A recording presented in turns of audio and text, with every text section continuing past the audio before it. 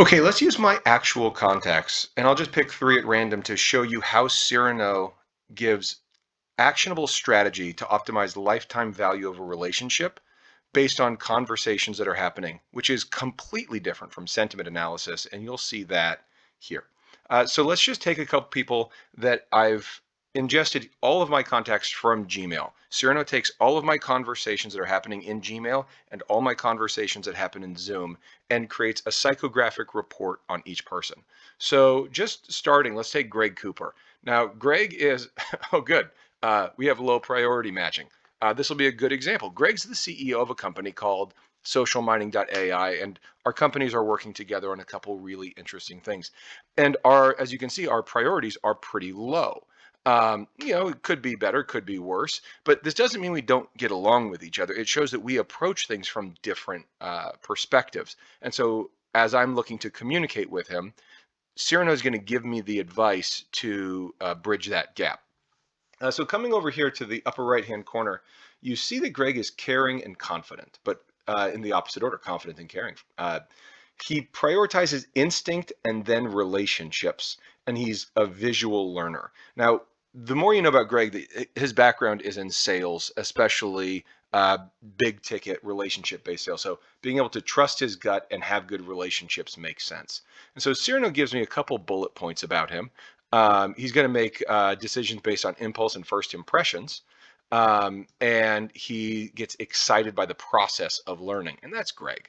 And that's nice. And to really drive this point home, this is not an identity about him and how he is with everybody. This is how he is in his conversations with me. Uh, and again, there's no multiple choice test. It is our words being used to create this profile. And then Cyrano takes it one step further. And based on the 42% that you just saw there for our matching, it creates these game plans. It gives me this advice about how to interact with Greg. So it tells me they'll get bored or frustrated if the final product isn't interesting. Show Greg you respect other people who are successful. Congratulate Greg on being quick to act or enthusiastic. Present terms as opportunities and possibilities, so on and so forth.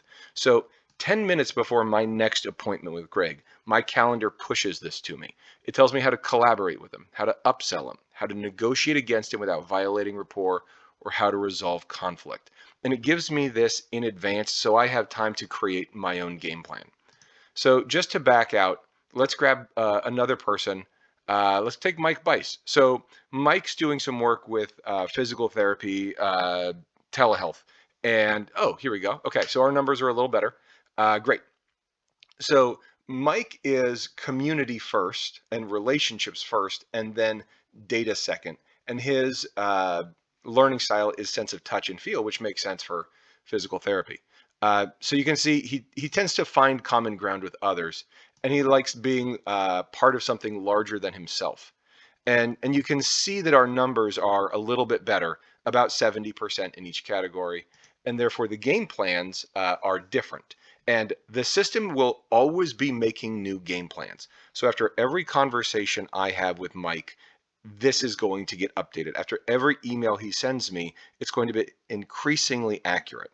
So again, when you compare this to sentiment analysis, it's night and day. This is giving you strategy to influence the outcome of a call before it happens, rather than just a thumbs up, thumbs down after the fact. So let's zoom all the way out and come here and look at my overall. And these are all the people I've been having conversations with over the last couple of weeks. And you can see I'm about 74 and 26% of high alignment versus low alignment, and that's pretty good.